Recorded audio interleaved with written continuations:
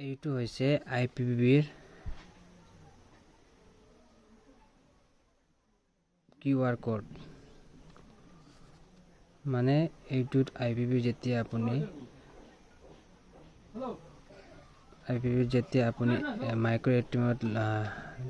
যেতিয়া একাউণ্ট খুলি লয় খোলাৰ পাছত আপুনি এইটো QR টো স্ক্যান কৰিব লাগিব ওয়েলকাম কিট থাকে না এইটো স্ক্যান কৰি কিনে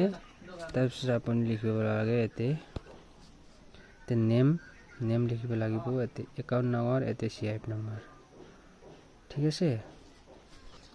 এইটো দিয়া হয় আৰু কাস্টমাৰে এইটো স্ক্যান কৰি ওলাবৰে পইচা আৰু এতে ডিটেইলছ থাকে কাস্টমাৰৰ এইটোই প্ৰভাইড কৰা হয় তাৰ পিছত আৰু এটা আছে যেতিয়া শপকিপাৰ হাতে বিজনেস জনে বিজনেস কৰে তেখেতৰ এইটো মাৰ্চেন্ট দিয়া যায় এইটো স্ক্যান কৰি এইটো মাৰ্চেন্ট বনাব লাগিব এইটো গাড়ী আৰু দোকানত আলাব লাগিব মানে এইটো QR কৰি আপুনি লেনদেন কৰিব পাৰে ঠিক আছে।